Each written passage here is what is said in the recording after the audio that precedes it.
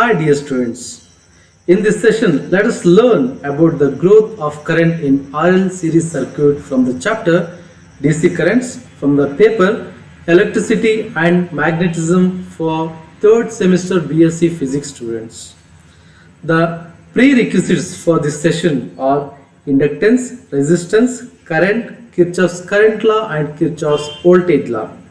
Inductance is the ratio of induced voltage to the rate of flow of current.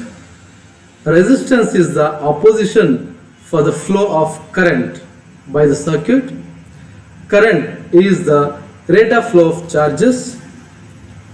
Kirchhoff's current law is defined for an electrical network at nodes.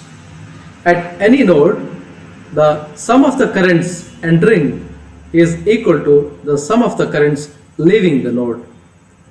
And finally, Kirchhoff's voltage law is defined for electrical network, or it is also called as electrical mesh or loop. For any mesh, the sum of the EMFs is equal to sum of the products of currents and resistances. With this pre-knowledge, let us move to our actual discussion, that is growth of current in RL series circuit. This is the circuit which consists of source of EMF Xi, inductor of inductance L, resistor of resistance R, which is included with a plug key K. When the key K is pressed, the current starts flowing through the circuit and an EMF is induced at L, which is equal to minus L di by dt, which opposes the further flow of current.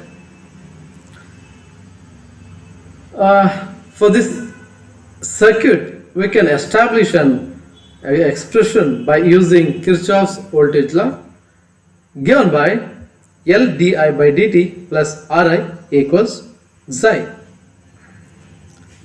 or by rearranging the terms, Xi minus IR equals L into di by dt. And now by cross multiplying, we get di by Xi minus IR equals dt by L. I'll multiply minus R to both sides. Then we'll get minus R di by Xi minus IR equals minus R by L dt. Now by integrating on both sides with the limits 0 and I, we'll get the following equation: minus R di by Xi minus IR. The integrals limit R from 0 and I, which is equal to the integration of minus R dt by L, limits being 0 and t. You can see in the box the previous page. After integration, you'll get the expression log Xi minus IR to the base e to the limits 0 and I, which is equal to minus RT by L. Applying the limits, we get log Xi minus IR by Xi to the base e equals minus R by L into t. By taking antilog, we'll get Xi minus IR by Xi equals e power minus R by L into t. By simplifying this equation, we'll get I equals Xi by R into 1 minus e power minus R by L into t.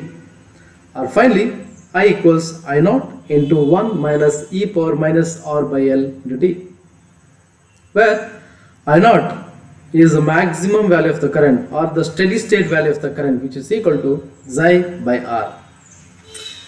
Here you can see from the equation I is equals I naught into 1 minus e power minus R by L into t.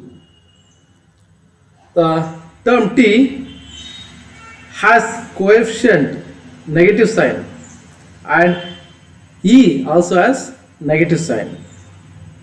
The total effect from this term is positive. That is, Whenever t increases, the value of I increases. That is, the current increases with the time. How? By exponentially. That you can see with the curve, from the curve. See, this is a graph which is obtained by plotting time along x-axis and current along y-axis. This is the growth of current exponentially. So at the same time, we can define a term called time constant. ಇಲ್ಲಿ t ಜೊತೆ ಒಂದು coefficient ಇದೆ r by l. ಅದನ್ನ ಬೇರೆ ತರನು ಕೂಡ ಬರೀಬಹುದು, t divided by l by r. So t by l by r. So t by l by r is dimensionless, and l by r has a dimension of time. This r by l, this ratio of r and l can be defined as a constant known as time constant. So the time constant is defined as the time required to achieve 63% of the maximum value of the current flowing through the circuit, and it is given by lambda equals L by R. So this is about the growth of current in RL series circuit.